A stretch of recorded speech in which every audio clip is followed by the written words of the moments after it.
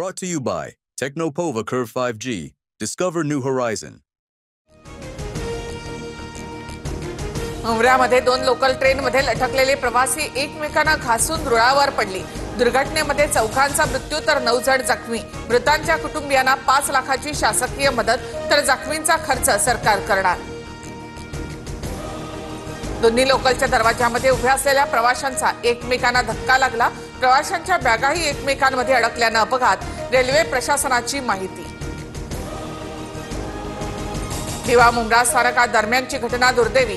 घटना नेमकी कशामुळे घडली याची चौकशी रेल्वे विभागाकडून सुरू। मुख्यमंत्री फडणवीसांसह उपमुख्यमंत्री शिंदेंची माहिती।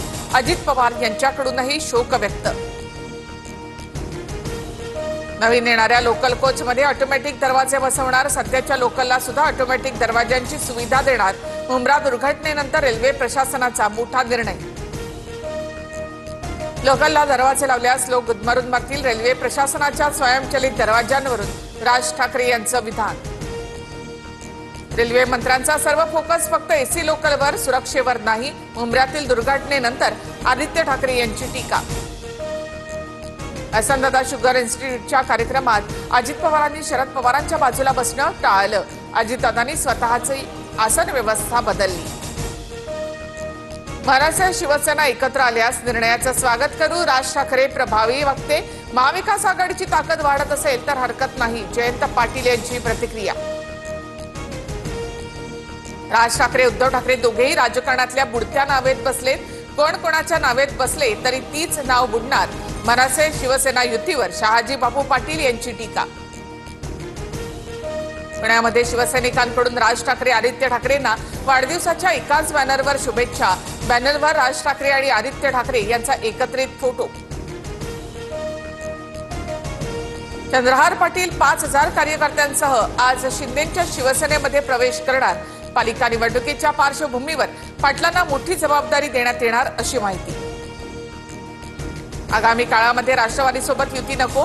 रायगडमध्ये आमची पारंपरिक युतीच राहील। शिवसेनेच्या महेंद्र दळवींसह महेंद्र थोरवे यांची भूमिका। असल्या किरकोळ गोष्टींचा मी विचार करत नाही। रायगडमधील शिवसेना आमदारांच्या भूमिकेवर सुनील तटकरे एका शब्दात त्यांची प्रतिक्रिया। छत्रपती संभाजीनगरमध्ये पत्नी पीडित पुरुषाची चक्क पिंपळ पौर्णिमा। बायको 7 जन्म काय 7 सेकंदही नको म्हणत पुरुषांकडून पिंपळाला फेऱ्या आणि कावळ्याचं पूजन।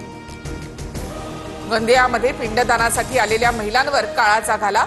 मुलाच्या पिंडदानासाठी आलेल्या आई आणि 2 मावस बहिणींचा नदीमध्ये बुडून मृत्यू।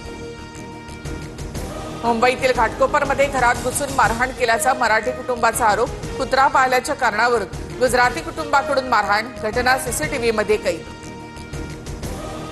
समुद्रामध्ये पीओपी मूर्तींच्या विसर्जनास मनाई।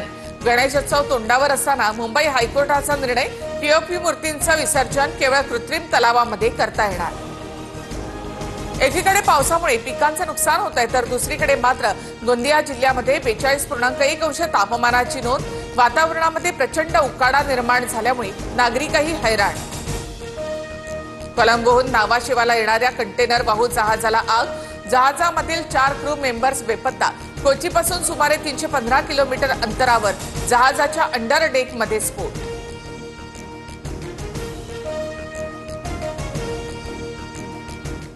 Brought to you by Techno Mobile.